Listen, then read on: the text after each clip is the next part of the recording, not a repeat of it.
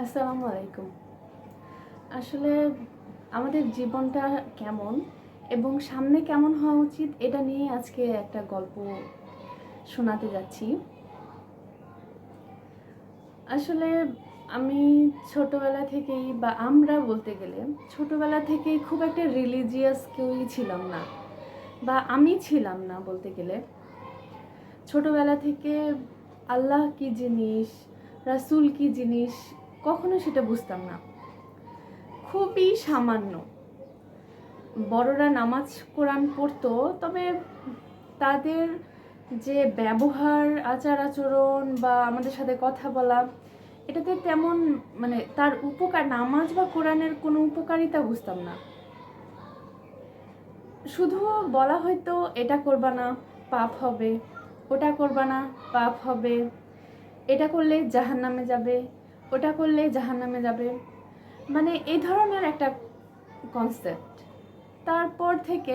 তারপরে আল্লাহ শাস্তি দিবে, আল্লাহ শাস্তি দিবে, এটা করলে আল্লাহ শাস্তি দিবে। তো আল্লাহ সম্পর্কে একটা ধারণা হলো যে আল্লাহ শুধু শাস্তিই দেন, অথচ মস্তিষ্কে এই জিনিসটা একদম বসে গেছে যে আল্লাহ শুধু শাস্তিই দেন। অথচ এটা কেউ বলল না যে, অবশ্য তাদের কোনো দোষ নাই, আসলে তারা জানতও না। এটাও মূল কথা যে তারা আসলে জানতো না জিনিসটা। এখন আমরা যেভাবে বুঝতেছি, যেভাবে আল্লাহকে চিনতেছি, তারা সেটা জানতো না।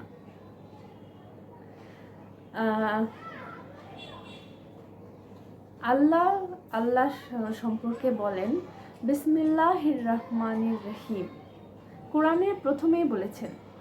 তার মানে আল্লাহ নিজেই নিজের পরিচয় দিচ্ছেন, শুরু করো আল্লাহর নামে যিনি দয়ালু এবং দয়াবান। আল্লাহ নিজেই নিজের পরিচয় দিচ্ছেন দয়ালু এবং দয়াবান। সেখানে ছোটবেলা থেকে জেনে আসছি যে আল্লাহ শুধু শাস্তিই দেন, শাস্তিই দেন। সত্যিই কি তাই? এটা ভুল হয়েছে, আমাদেরকে চেনানো হয়নি যে আল্লাহ কি জিনিস, রাসূল কি জিনিস। তারপরে আমরা আমাদের নবী রাসূল সম্পর্কে কি মোটামুটি কিছুই জানি না, সাহাবীদের সম্পর্কেও কিছু না।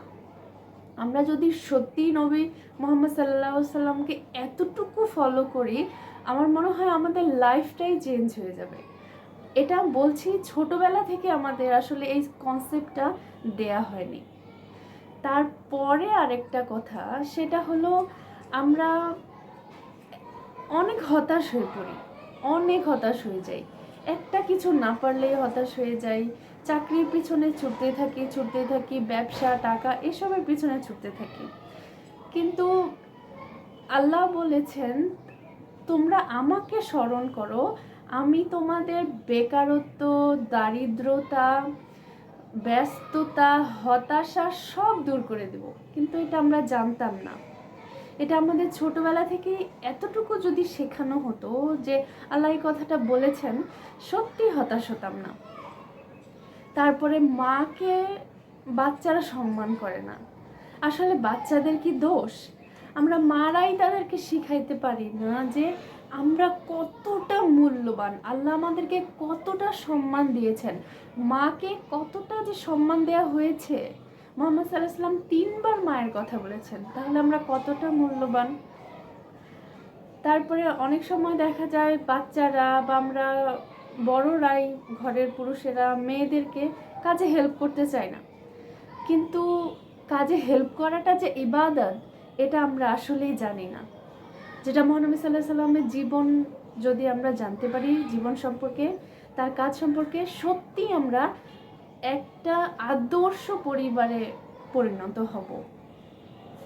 তারপর আমরা অনেক সময় নারীরাই বুঝি না যে আমরা কতটা মূল্যবান। আমরা নিজের অজ্ঞতার কারণে নিজেদেরকেই দোষারোপ করি। আসলে আমরা অনেক মূল্যবান আল্লাহ এবং রাসূলের কাছে। অনেক সময় আমরা মেয়েরা মনে করি যে আমরা অনেক শিক্ষিত, কাজ পাচ্ছি না, চাকরি করছি না, নিজেদেরকে খুব ছোট মনে হয়। আসলে ঘর একটা সংসারকে সামলানো, তারপর একটা নেক সন্তান দিয়ে যাওয়া যে আমাদের কত বড় একটা ইবাদত, আমরা বুঝি না। আসলে আমাদের সন্তানদেরকে অনেক কিছু শেখানো দরকার। এবং কে বলেছে আমরা কিছু করতে পারবো না? আমরা ঘরে বসেই সব কিছু করতে পারবো এবং পর্দা সহই সব কিছু করতে পারবো। সত্যি বিশ্বাস করেন, ট্রাস্ট মি, বিশ্বাস করেন। খাদিজা রাদিয়াল্লাহু আনহুর জীবনে যদি আপনারা পড়েন তাহলে জানতে পারবেন উনি একজন ব্যবসা করেছিলেন। এমন সম্মানিত মানুষ যদি ব্যবসা, নিজে আয় রোজগার উপার্জনের ব্যবস্থা করতে পারে, আমরা কেন পারবো না? আমরা ঘরে বসেই পারবো। তো আমাদের এগুলা জানা উচিত, অবশ্যই জানা উচিত।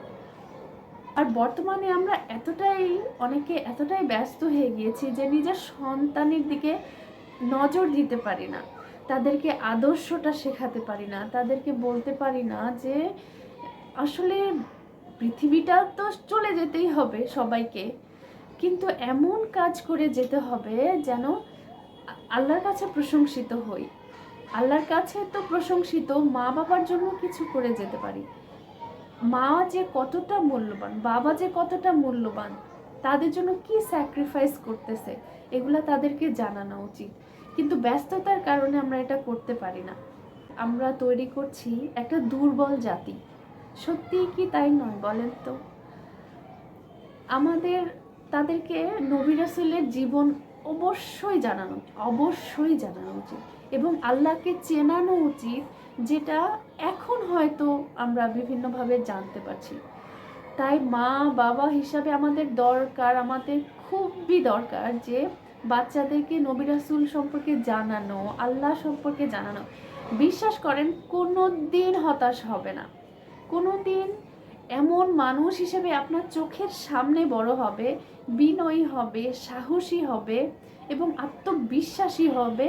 আপনার চোখের সামনে এমনভাবে বড় হবে যে আপনার চোখের এবং কলিজার শান্তি হবে তারা। এজন্য আমি একটা উদ্যোগ নিয়েছি। আমি চিন্তা করেছি যে এসব ছোট বাচ্চাদের জন্য কিছু একটা করা দরকার।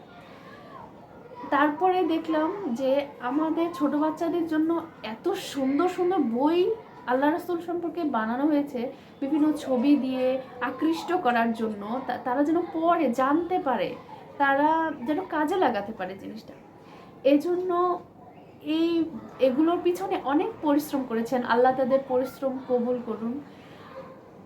আমি এই উদ্যোগটা নিয়েছি যে প্রত্যেকটা বাচ্চারই আসলে এগুলো জানা উচিত। এজন্য ছোট বাচ্চাদের জন্য ইসলামিক বই নিয়ে কাজ শুরু করেছি। আপনারা দোয়া করবেন এবং এই বইগুলোর পিছনে যারা যারা পরিশ্রম করেছেন তাদের জন্যও দোয়া করবেন এবং আপনার সন্তানকে এই বইগুলো দিয়ে তাদের তো উপকার করবেনই, আপনাদের নিজেদেরকেও সম্মানিত করুন।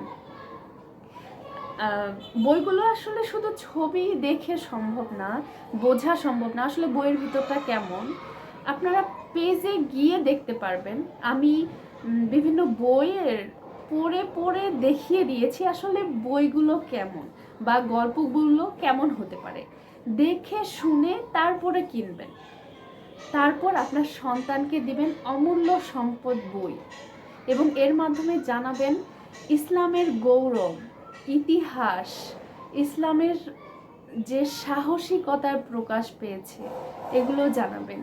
জ্ঞানের যে কতটা প্রয়োজন, বর্তমানে যে জ্ঞান কতটা প্রয়োজন এটা জানাবেন এবং এটা আপনাদের দায়িত্ব এবং নিজেদেরও আমাদের দায়িত্ব যে আমরা আসলে অনেক কিছু জানি না, আমাদের জানা উচিত।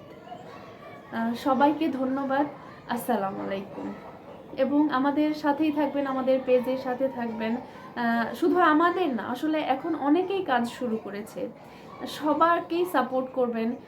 আর আপনার যেখানে যেটা মনে হয়, যেখান থেকে আপনার কেনা প্রয়োজন, সেখান থেকে সেই জিনিসটা কিনবেন এবং বাচ্চাকে দিবেন, নিজেও পড়বেন। অসংখ্য ধন্যবাদ। আমি মনে করি সবারই অনেক কাজে লাগবে। আসসালামু আলাইকুম।